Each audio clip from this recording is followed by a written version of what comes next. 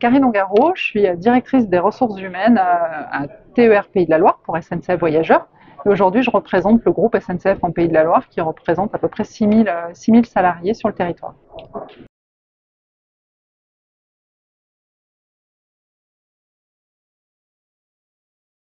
Alors, il y a un certain nombre d'enjeux. J'ai envie de parler en tant que DRH d'un des premiers, c'est-à-dire comment est-ce que je couvre mes besoins, c'est-à-dire comment est-ce que je recrute et comment est-ce que je fidélise mes talents. Donc, il y a un vrai sujet en ce moment, sur l'ensemble du territoire d'ailleurs, la difficulté à recruter, à fidéliser nos ressources, même si on est une entreprise qui, historiquement, a plutôt tendance à garder ses salariés, mais on est sur un besoin de train qui va en augmentant, donc un besoin de ressources qui va en augmentant, et il faut qu'on attire. Et attirer des salariés dans ce contexte, c'est aussi travailler les sujets autour de la QVT, pas seulement les aspects classiques du recrutement, qui sont la détermination des compétences, les aspects rémunération, etc. Il y a bien d'autres sujets qui entrent en ligne de compte quand un candidat choisit la SNCF aujourd'hui.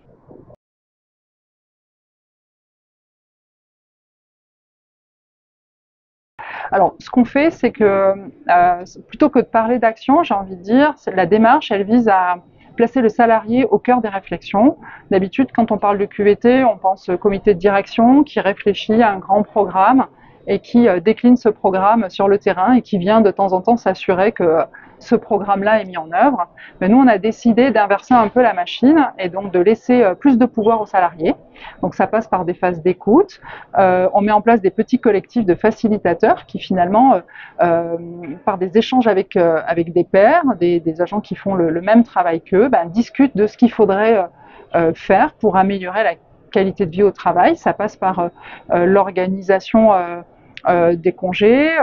L'équilibre pro-perso aujourd'hui a une place essentielle dans l'entreprise. Donc travailler ces sujets-là avec les salariés eux-mêmes, c'est essentiel. Ça passe aussi par l'amélioration des conditions de travail, donc la rénovation des espaces de repos, par exemple, avec cette idée d'être dans la symétrie des attentions. La même attention qu'on porte à nos clients, finalement, on cherche à démontrer à nos agents qu'on leur porte exactement la même attention.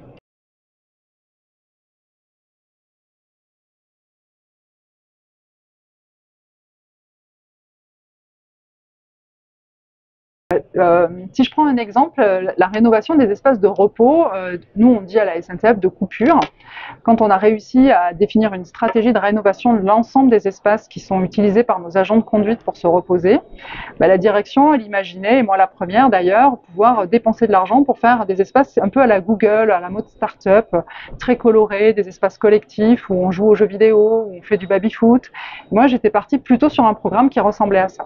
Et quand on passe par une phase d'écoute des salariés, les conducteurs ils nous disent moi en fait je suis seule effectivement dans mon train toute la journée, mais je suis en position assise. Quand j'ai mes temps de coupure, j'ai besoin d'avoir aussi du temps pour moi, j'ai besoin de pouvoir peut-être être en position allongée, je veux pouvoir m'isoler ou être avec un collectif que j'ai choisi, je veux pouvoir aller faire du sport ou des balades, je veux pouvoir aussi me faire à manger correctement et je veux pouvoir cuisiner. Et donc ça tire finalement des équipements, une organisation finalement de ces espaces qui était très différente de ce qu'on peut imaginer quand on ne demande pas à l'utilisateur en fait.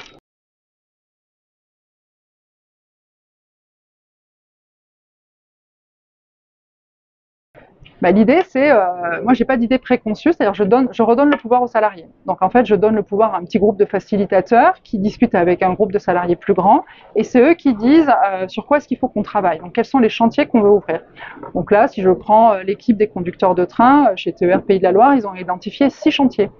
Ça va de l'équilibre pro-perso et l'organisation des congés d'été. Nous, on travaille tous les jours et on amène nos clients d'un point A à un point B, y compris l'été, donc on travaille tout le temps. Donc c'est comment est-ce qu'on peut servir nos clients et en même temps pouvoir passer du temps avec sa famille. Jusque-là, on a organisé les choses vu de la direction, et là on a pris le pari de laisser les salariés nous dire eux-mêmes comment est-ce qu'on peut organiser les congés différemment, bien sûr pour assurer la même qualité de service à nos clients, mais en mettant le salarié au cœur des changements. Voilà, donc ça c'est un autre exemple, mais il y en a tout un tas. Et c'est les salariés qui nous disent, donc j'ai pas d'idée préconçue sur ce qu'on fera dans quelques mois, c'est à eux de nous dire.